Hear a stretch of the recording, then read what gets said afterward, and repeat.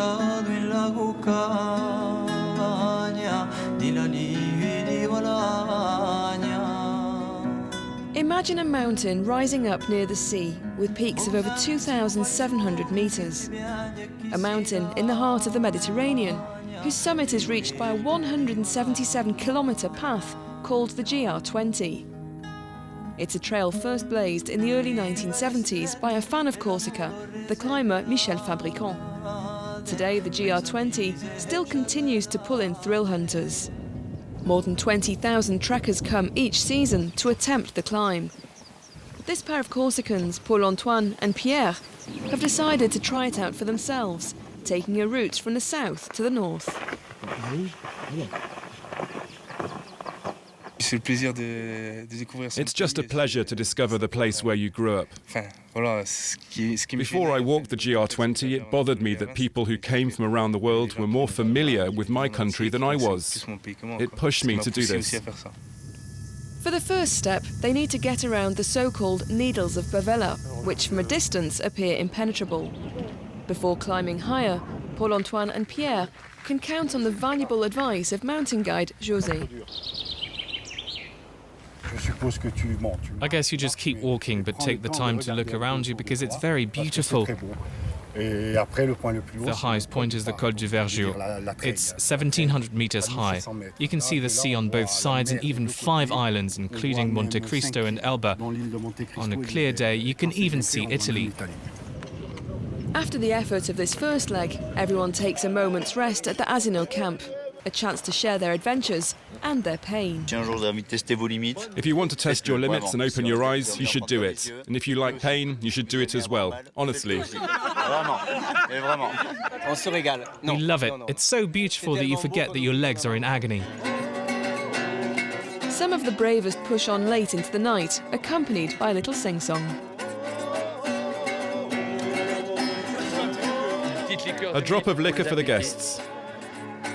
Here they enjoy the last rays of the day's sun before nightfall. Jean-Paul and Jean-Marc are the oldest mule wranglers on the GR20 trail.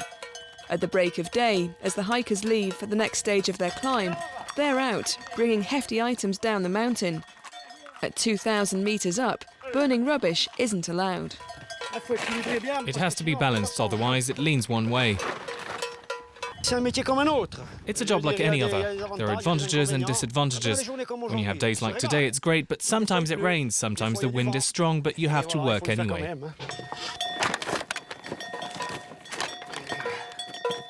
Carrying a maximum of 100 kilos on each mule's back, the convoy sets off on the steep trail. The life of these men might seem hard, but it's a choice they've made to help keep the mountain alive. The countryside is beautiful. I don't have a watch. It's such a luxury. I have no idea when the bank holidays are. And are you happy? Of course I'm happy. I have a job with passion. These men are the last guardians of this Corsican tradition. A little further on, Paul-Antoine and Pierre have started a tough climb of 30 kilometres. But a simple look at the sky reveals the going might be tougher than they'd hoped. We're almost there, but it's getting cloudy. There's a little storm coming. We're going to hurry up. We'll do it in an hour 30, then we'll be almost breaking even, no? Okay, let's crack on. It started to rain hard. This microclimate is one of Corsica's peculiarities. We had a small storm and we took refuge in a barn. After a night spent in the warmth of their shelter, the sky looks a little clearer by morning. The pair now head on to the top of the GR20, the Capitello Gap. Standing at 2,220 metres, it's the highest point on the trek. In these rocky heights, it's always best to be cautious.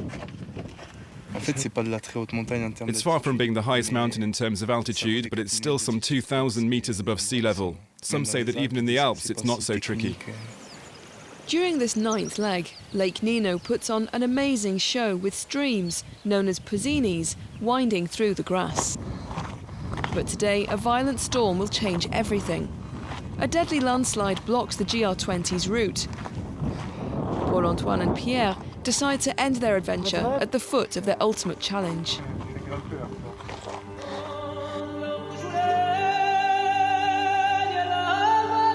However, they'll keep the memories of their ascent of this legendary mountain pathway, with its spectacular lakes and rocky climbs that separate two seas.